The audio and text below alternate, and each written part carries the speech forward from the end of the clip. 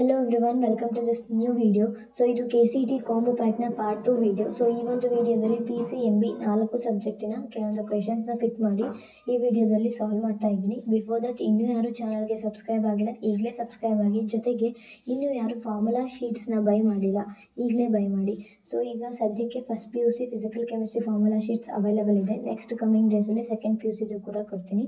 So ಈ ಒಂದು first PUC formula sheets ಇಲ್ಲ. ಸೊ ಆ ಫಾರ್ಮುಲಾ ಶೀಟ್ಸ್ನ ರೀಡ್ ಮಾಡಿದರೆ ಸೊ ಕ್ವಿಕ್ ರಿವಿಷನ್ ಆಗುತ್ತೆ. ಆಲ್ಮೋಸ್ಟ್ ಆಲ್ ಇಂಪಾರ್ಟೆಂಟ್ ಫಾರ್ಮುಲಾಸ್ ನಾನು ಕವರ್ ಮಾಡಿದ್ದೀನಿ. ಇಷ್ಟ ಆದವರು ಬೈ ಮಾಡ್ಬೋದು. ಸೊ ಫಸ್ಟ್ ಕ್ವೆಶನ್ಸ್ ಫಿಸಿಕ್ಸಿಂದ a body falls freely for 10 seconds its average velocity during this journey.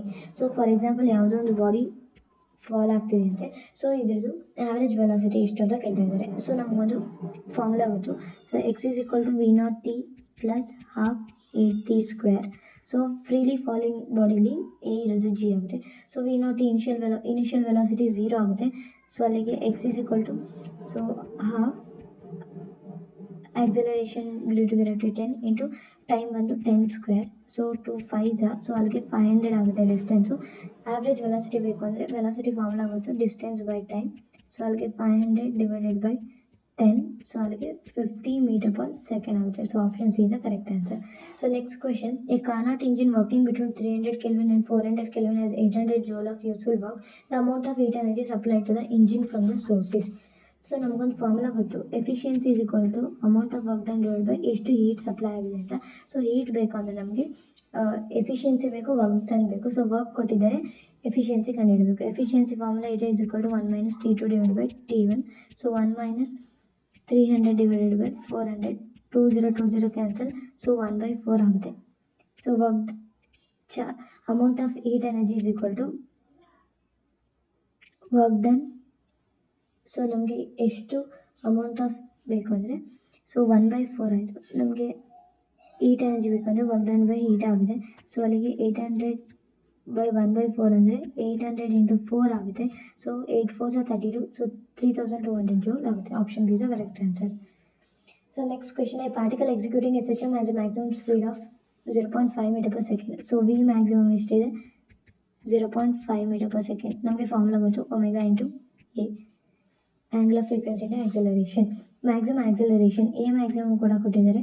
So 1 = formula ಗೊತ್ತು, ω² × a. ಸೊ ಸೈನ್ ಮ್ಯಾಗ್ನಿಟ್ಯೂಡ್ ಮಾತ್ರ ತೊಗೊಂಡೆ.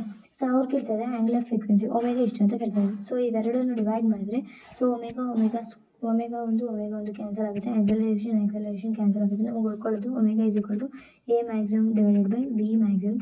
a maximum 1, v maximum 1 0.5. So 0.5ನ ನಾವು 1/2 ಅಂತ ಬರ್ಕೊಂಡ್ರೆ 2 ಮೇಲಾಗುತ್ತೆ. ಸೊ ಅಲ್ಲಿಗೆ 2 radian/s. So omega = 2 radian/s. Next question, the quantity of charge that will be transferred by current flow of 20 ampere over 1 hour 30 minutes period is. So ನಮಗೆ formula ಗೊತ್ತು, current ಅಂದರೆ rate of flow of charge Q/T. So ನಾವಿಲ್ಲಿ charge ಕಂಡುಹಿಡಬೇಕು. Charge = I × T. So ಟೈಮ್ನ hour ಮಿನಿಟಲ್ಲಿ ಕೊಟ್ಟಿದ್ರೆ ನಾವು ಸೆಕೆಂಡ್ಸ್ಗೆ ಕನ್ವರ್ಟ್ ಮಾಡಬೇಕು. ಸೊ ಚಾರ್ಜ್ = ಕರೆಂಟ್ ಬಂದು 20 ಆಂಪರ್ ಇಂಟು ಸೊ ಇಲ್ಲಿ 1 hour 30 minutes ಅಂದರೆ 90 minutes ಆಗುತ್ತೆ. 90 minutesನ ಸೆಕೆಂಡ್ಸ್ ಕನ್ವರ್ಟ್ ಮಾಡಬೇಕಂದ್ರೆ ಇಂಟು 60. ಸೊ ಅಲ್ಲಿಗೆ ಸೊ 108 × 10⁻³ ಆಗುತ್ತೆ. ಸೊ ಪಾಯಿಂಟ್ನ ಶಿಫ್ಟ್ ಮಾಡಿದ್ರೆ Q = 10.8 × 10⁴ ಕೂಲಂಬ್ ಆಗುತ್ತೆ. Option B is the correct answer. So next ಬಂದು mathematics. Let f be a function from R to R be defined by f of x = 2x + 6 which is a bijective mapping. Then f inverse of x. So f inverse of x ಏನು ಅಂತ ಕೇಳ್ತಾರೆ. So f of x = 2x + 6 ಕೊಟ್ಟಿದ್ದಾರೆ. So f of x = y. So 2x + 6. So X value ಬೇಕು ಅಂದರೆ y - 6/2 ಬರುತ್ತೆ. So X ಜಾಗದಲ್ಲಿ f inverse of xನ substitute ಮಾಡಿ, y ಜಾಗದಲ್ಲಿ x ಸಬ್ಸ್ಟಿಟ್ಯೂಟ್ ಮಾಡಿದರೆ so f inverse of x = x/2 - 6/2 ಬರುತ್ತೆ. 6/2 ಅಂದರೆ 3. So option A is the correct answer.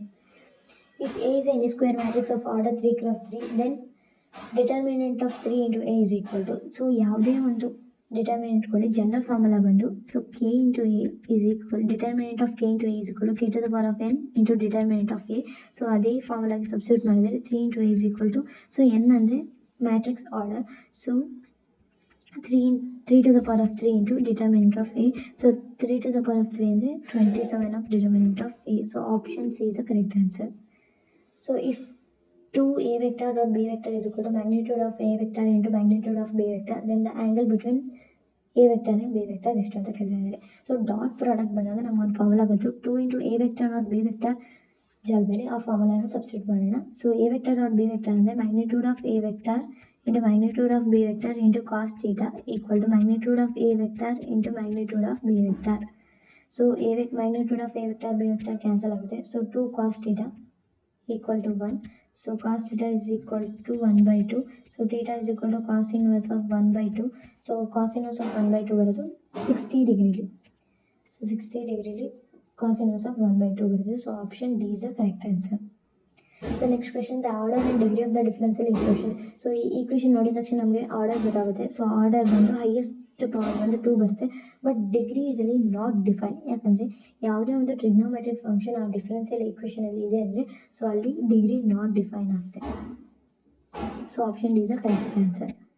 Next biology, in which type of interaction both the interacting organism do not live close together. ಸೊ ಪ್ರೆಡೇಷನಲ್ಲಿ prey ಮೇಲೆ depend ಆಗುತ್ತೆ. So ಪ್ಯಾರಾಸಿಟಿಸಮಲ್ಲಿ host ಸೆಲ್ಲಿಂದ derive ಮಾಡುತ್ತೆ. ಮ್ಯೂಚುವಲಿಸಮಲ್ಲಿ both are equally benefited ಆಗ್ಬೋದು, but ಕಾಂಪಿಟೇಷನಲ್ಲಿ ಏನಾಗುತ್ತೆ ಸೊ ಬೋತ್ ಆರ್ಗ್ಯಾನಿಸಮ್ ಎರಡೂ ಕೂಡ ಒಟ್ಟಿಗೆ ಇರೋದಿಲ್ಲ. So option D is the correct answer.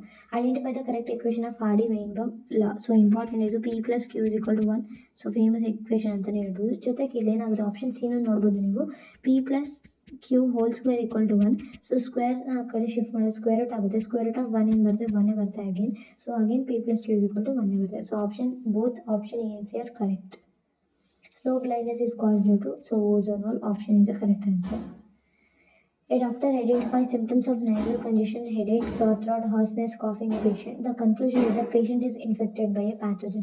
ಯಾವ ಪ್ಯಾಥೋಜನ್ ಇಂದ ಇನ್ಫೆಕ್ಟ್ ಆಗಿದೆ ಅಂತ ಕಂಡುಹಿಡಿಯೋದಾದರೆ so it is due to common cold ಅಂತಲೇ ಹೇಳ್ಬೋದು. ಸೊ ಕಾಮನ್ ಕೋಲ್ಡ್ಗೆ ಮೇನ್ ರೀಸನ್ ಬಂದು ರೈನೋ ವೈರಸ್, ಪ್ಯಾಥೋಜನ್ ಬಂದು ರೈನೋ ವೈರಸ್ ಅಂದರೆ ಕಾಮನ್ ಕೋಲ್ಡ್ ಆಗುವಂಥದ್ದು. Next one, chemistry. So the half-life period of first order reaction is 60 minutes. 1% will be left over after 240 minutes. ತುಂಬ easy question ಅಂತಲೇ ಹೇಳ್ಬೋದು. ಯಾವುದೇ ರೀತಿ ಫಾರ್ಮುಲಾನ ಯೂಸ್ ಮಾಡೋದಿಲ್ಲ, ಸಿಂಪಲ್ ಆಗಿ ಫಾರ್ಮ್ ಮಾಡ್ಬೋದು. ಸೊ ಯಾವುದೇ ಒಂದು ರಿಯಾಕ್ಷನ್ನು 100% 50%ಗೆ ಕನ್ವರ್ಟ್ ಆಗ್ತಿದೆ ಅಂದರೆ ಸೊ ಅಲ್ಲಿ ತೊಗೊಳ್ಳೋಂಥ ಟೈಮನ್ನು ನಾವು ಹಾಫ್ ಲೈಫ್ ಪೀರಿಯಡ್ ಅಂತ ಹೇಳ್ತೀವಿ. ಇಲ್ಲಿ ಹಾಫ್ ಲೈಫ್ ಕೊಟ್ಟಿದ್ದಾರೆ 60 ಮಿನಿಟ್ಸ್. ಸೊ ನಮಗೆ 240 ಮಿನಿಟ್ಸ್ ಆದಮೇಲೆ ಎಷ್ಟು ಪರ್ಸೆಂಟೇಜ್ ಲೆಫ್ಟ್ ಓವರ್ ಇರುತ್ತೆ ಅಂತ ಕೊಟ್ಟಿದ್ದಾರೆ. ಸೊ 240 ಮಿನಿಟ್ಸ್ಗೆ ಎಷ್ಟು ಹಾಫ್ ಲೈಫ್ ಬರುತ್ತೆ. ಸೊ 240 ಮಿನಿಟ್ಸ್ಗೆ 60 ಅಂದರೆ ಸೊ 4 ಹಾಫ್ ಲೈಫ್ ಬರುತ್ತೆ. ಸೊ 4 ಹಾಫ್ ಲೈಫ್ ಆಗೋದಾಗ ನಾವು ಇದನ್ನ ರಿಡ್ಯೂಸ್ ಮಾಡೋದನ್ನ 50 ಹಾಫ್ ಲೈಫ್ ಆಗಬೇಕಂದ್ರೆ 25% ಆಗುತ್ತೆ. ಸೊ 25 × 12.5% ಆಗುತ್ತೆ.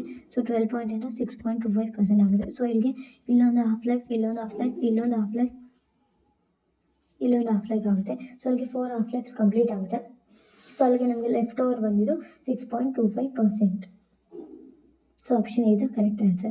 So which of the following is not a colligative property? Osmotic pressure colligative property. So depression in freezing point kuda colligative property. Elevation in boiling point kuda colligative property. But optical activity is not a colligative property. So osmotic pressure of the solution can be increased by, okay, formula with pi is equal to CRT. So pi directly proportional to temperature. By increasing the temperature of the solution, osmotic pressure can also be increased. For a chemical reaction, so the rate law is R is equal to K into E to the power of 2 if the concentration of A is double.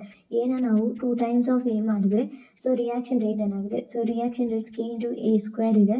So A ಜಾಗದಲ್ಲಿ ನಾವು 2A substitute ಮಾಡಿ solve ಮಾಡಿದ್ರೆ 2 square ಅಂದರೆ ಎಷ್ಟು ಬರುತ್ತೆ 4 times of ಬರುತ್ತೆ. So ಅದಕ್ಕೆ ಕ್ವಾಡ್ರಪಲ್ಡ್ ಆಗಿದೆ. Option B is the correct answer. So ಇದಿಷ್ಟು ಈ ವಿಡಿಯೋದಲ್ಲಿ. ಸೊ ಈ ವಿಡಿಯೋ ಇಷ್ಟ ಆದರೆ ಈಗಲೇ ಲೈಕ್ ಮಾಡಿ, ಸಬ್ಸ್ಕ್ರೈಬ್ ಮಾಡಿ, ಶೇರ್ ಮಾಡಿ. Thank you for watching.